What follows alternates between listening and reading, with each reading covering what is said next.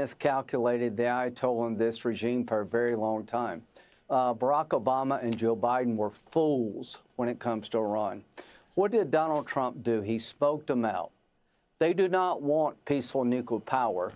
They want a bomb to purify Islam, to destroy the state of Israel, and come after us. They're religious Nazis, and Donald Trump proved that point. To Steve Witkoff and Jared Kushner, God bless you. You missed the most important thing said on your show. They admitted to Steve, the Iranians, they had 430 kilograms of highly enriched uranium at 60%. It would take less than a month to go to 90%, enough to make 11 bombs. So on your show, it was disclosed that the Iranians admitted to Steve Witkoff, we have enough highly enriched uranium to make 11 nuclear bombs.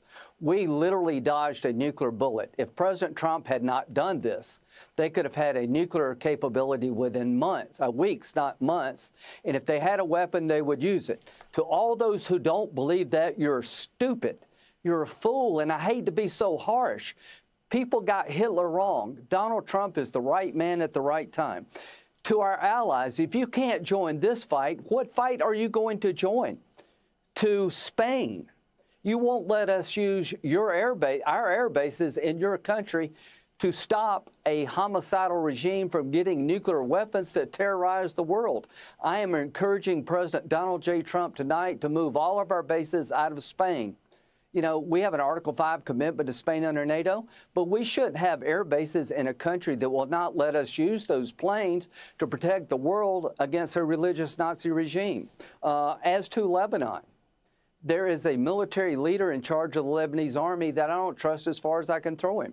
He is willfully ignoring Hezbollah. He's not disarming Hezbollah. There were rockets fired from areas that were supposed to be cleared by the Lebanese army. Let's get somebody in charge of the Lebanese military that will use it. Finally, to my friends in Saudi Arabia, I've been your biggest champion. I think the Crown Prince has taken Saudi Arabia in a completely different direction in a good way. But here's what I want to say to Saudi Arabia tonight. I'm willing to do a mutual defense agreement with your country to give you protection in perpetuity. Under the agreement I've been pushing, and I hope we can continue to talk about, if you're attacked by Iran, we would go to war for you. To Saudi Arabia, our embassy was hid in Riyadh. Do you not have an obligation to join the fight with us? You've yet to do that. So if you do not believe the American embassy being attacked in Riyadh would trigger mutual self-defense, maybe we shouldn't do a treaty with you. To our friends in the United Arab Emirates, you joined the Abraham Accords when nobody else would. You've been a great partner, but you said today publicly at the UN, your country would not be used to join the fight against the Ayatollah's regime. This is so disappointing. We need partners that will step forward in a fight that we can afford to lose. The Arab countries are as much at threat as we are. And I've been saying this for 20 years. Finally, we got a commander-in-chief that's clear-eyed. He tried diplomacy. He tried to give them what they say they want, peaceful nuclear power, and they told us to go to hell. And quietly and cheating, they acquired enough highly enriched uranium to build 11 bombs, and the world missed that. If it had not been for Witkoff and Jared, we wouldn't know that. So President Trump, not only did you do the right thing, you did it in the nick of time. And to all the critics of President Trump, do you really believe the Ayatollah wouldn't use a nuclear weapon if he had it? Do you really believe this regime is normal? They're no more normal than Hitler was. So we have a commander-in-chief tonight and President Trump who saved us in literally the nick of time. If we'd waited another year, they would have had 11 nuclear bombs, and they would use them. I've come to understand that there's some people you just can't deal with. If somebody wants to burn your house down, you don't negotiate with them, you stop them. So President Trump has embarked on a great quest to destroy a religious Nazi regime that would destroy us. I hope something better comes along. But tonight, we need to honor this young man and the other 6 who fell. The best thing you can do to honor this young man is finish the job he died for. And to all those who died in this endeavor called Epic Fury, you're protecting America, because I believe with all my heart and soul, if the regime in Iran still stands when this is over, we made a mistake.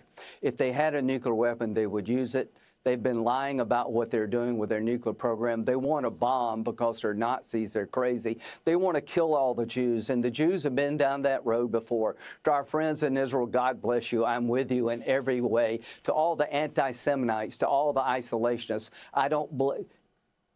Forget it. I'm not with you. I'm with Israel. I will be with Israel to our dying day. They're the best ally we could hope for. So we have a commander-in-chief in President Trump, who I think is Ronald Reagan plus, plus, plus. He's told the Iranians, you mess with the Strait of Hormuz, I'm going to destroy you beyond recognition. So tonight, I hope the American people understand that President Trump is doing what he had to do. You could not ignore this information and be a protector of America. The evidence was beyond clear. They do not want a nuclear power program. They want a bomb. And the only way they won't get a bomb is for somebody to stop them. And that somebody is Bibi and Trump. God bless you both. Let me delve a little deeper with your frustration with our allies and what you mean by this.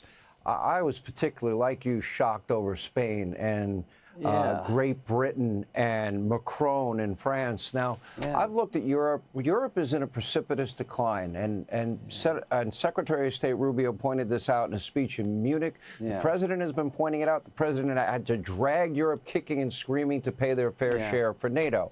But on the issue, they have ignored their own security for their own countries and their own continent. They have also had unfettered immigration without assimilation. How do we ever end up with 87 Sharia courts in Great Britain? How do we end up with no-go zones in France and other parts of Europe? How is it they have embraced socialism, climate alarmism? And on a separate note, to our friends in the Middle East, this is your moment of choosing, just like it is Western Europe. This is your moment to pick a side. Either you're going to stand against this evil regime or you're not. Let us know where you stand. I think the president had very appropriate comments for, the Prime Minister of Great Britain. He's no Winston Churchill. Well, I would just say this. When I go back to South Carolina, I try to make the argument if we don't hit them now, they will hit us later. When it comes to radical Islam, you may be tired of fighting them. They're not tired of fighting you. When I ask people in South Carolina, how many people believe in this room if the Ayatollah had a nuclear weapon, he would use it, 90% raised their hand. I want to keep the war from coming here. The best way to protect America is to hit them over there before they get here. The best way to protect America is to have allies. To our friends in Saudi Arabia, I am willing to do a treaty to go to war for you, but you got to step up and let America know you're a reliable ally. If you cannot join this fight, Iran has attacked your country viciously. What fight are you going to join? This is a time of choosing. We need to put a coalition together that stands against evil, that insists on a better Mideast. Let's don't go backward, let's go forward. And just finish on this thought. To the American people, we live in a world of great danger. You ignore this danger at your own peril. And in Donald J. Trump, you have a common sense, reasoned man. He doesn't want entanglement. He doesn't want military action unless he has to. And in this case, he had to. 430 grams of highly enriched uranium was possessed by this regime. They could have made 11 bombs within weeks, not years, if we had not acted. So to President Trump, you saved the world from a religious Nazi regime having nuclear weapons. God bless you. God bless the men and women, Epic Fury. God bless the 7 who failed. Let's finish the job. To our allies, step up. Get our air bases out of Spain. They're not reliable. Move all those airplanes to a country that would let us use them when we're threatened by a regime like Iran. To our friends in Spain, man, you've lost your way. I don't want to do